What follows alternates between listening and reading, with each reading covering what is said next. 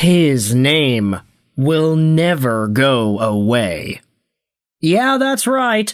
My voice is getting better. It's not 100% there yet, but today we are happily talking about the New York Rangers and how the Vancouver Canucks could potentially still be involved with this team. And we're going to be diving into two names that were mentioned, that were linked to Vancouver in a recent radio hit on Sportsnet 650. These are two guys that I think we have spoken about before to various capacities in regards to the Vancouver Canucks. Alexis Lafreniere and Braden Schneider. But you might be wondering, why are we diving into these names? Well, let's head over to Canucks News Summaries to help us out. Yesterday, on Halford and Bruff in the Morning, Rick Dollywall was brought on as the usual Friday guest of the program to provide the latest as to the Canucks' ongoings. Canucks News Summaries went out there and summarized what's going on, so big shout out to them. Included in the transcript is this. The New York Rangers. The Vancouver Canucks have tried to acquire Braden Schneider numerous times. He would have been a part of a Quinn Hughes trade. Dollywall also says, keep an eye on Alexis Lafreniere. He doesn't know if anything is still going on between the Canucks and the Rangers, but he was told that Vancouver's interest in these two players remains. Now, there are other things to talk about here too. Drew O'Connor, the Canucks rebuild, Garland, Sherwood, Evander Kane. And then if you go over to the other thing here, you'll talk about NCAA free agents and the draft. And turns out the Canucks are keeping an eye on Tynan Lawrence. That is obviously going to ruffle some feathers here. But let's talk about Alexis Lafreniere. Let's talk about Braden Schneider, two guys that if you have been following the trade rumor mill with us the past year and a half, essentially, you're probably decently familiar with how these guys are as players. Alexis Lafreniere was a first overall pick all the way back in 2020. He was taken first overall over guys like Tim Stützle, Lucas Raymond, and Jake Sanderson. Although, Alexis Lafreniere is not the top point producer out of that draft. This season, he is on pace for 43 points in 82 games played. Around the same as what he had accomplished last season, but I would argue that this season it's actually a lot more impressive because the Rangers are the last place team in the East. They suck so bad, this New York Rangers team.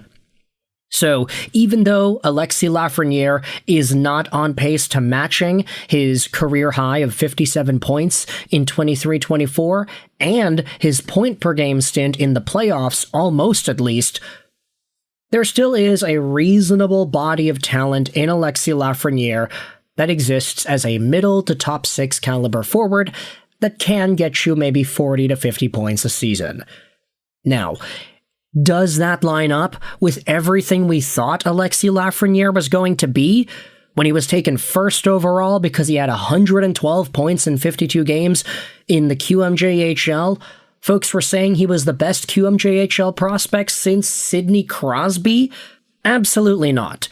Is it even worth $7.45 million a year till 2032? I'd probably say not really either.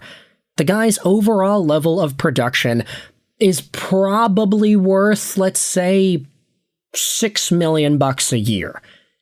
I get it, though. Lafreniere is 24. He has the chance to become better, and he has the chance to really improve his skills.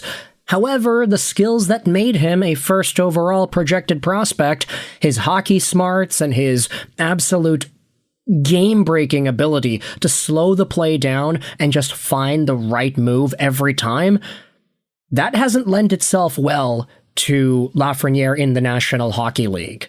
At least, not to the extent that we thought it would. He had the 57-point year, but then he declined by 12 points the year after, and now he's on pace for even fewer. Again, worse team, but still, this is not the production and the progression you want to see out of a first overall guy. Emily Castonguay, who is one of Vancouver's assistant general managers, was the former agent of Alexis Lafreniere. So obviously there is a relationship there that you could say bodes well into potentially bringing a Lafreniere to Vancouver. Whether or not Canucks fans would be interested in that happening is another conversation, but still. I think a lot of folks were talking about Lafreniere last year as a potential piece in the JT Miller trade, which obviously did not end up happening. Philip Hedl came back to Vancouver instead. But there was this idea that said, hey, do Vancouver fans really want Lafreniere, especially for a guy like Miller? You could also say the exact same thing about Braden Schneider. A 24-year-old 6'4", 214 right-handed defenseman signed on till the end of this season, making $2.2 million a year. Schneider is on pace for 15 points this season. A decent decline from the 21-point season that he had last year, but of course, same Rangers team. They're not doing all too well this year. But Braden Schneider is a guy that I think a lot of Canucks fans want to stay away from. He gets about 20-plus minutes a night. I don't really see him as one of these guys that is as effective as we maybe thought he could be. I remember back in the 2020 NHL Entry Draft where Schneider was selected, there was a pretty big conversation about these WHL defensemen coming out of Brandon, in Schneider's case, and coming out of Prince Albert, in Caden Gooley's case. There was this idea that was like, oh, well, these guys are more so of a physical, not really super offensively gifted type of defenseman, and eventually Caden Gooley got to a spot where, hey, he's a very good shutdown guy. He blocks shots, he's physical, he's got that dog in him, he's the same age. Braden Schneider showed signs of becoming that earlier on, but I don't think Schneider has the consistency nor the decision-making that a Caden Gooley has. Therefore, I do think that Schneider isn't as good. And I think that's also some of the apprehensions that a lot of Canucks fans are feeling at this moment too. Hey, Schneider is 24, yeah, he's young, but is this guy really a better option than a Tom Willander right now? Was he a better option than Victor Mancini, whom the Vancouver Canucks got from that JT Miller trade instead of Schneider? Dollywall's going out here and saying the Canucks have liked Schneider for a while and they've tried to acquire him multiple times. They want this guy. But whether or not the Canucks have the assets to trade with New York, especially considering their change in direction following the letter and how badly the Rangers have been doing this season, I don't know if the New York Rangers would be interested in trading away either of these two dudes who are 24 and who could, in theory, be a part of a long-term rebuild, unless they want to go retool on the fly and get some other assets. Like if Braden Schneider gets sent to Vancouver for a Vander Kane or something crazy like that. Obviously, that's not going to happen. It's not even realistic, but just a hypothesis. Why don't you?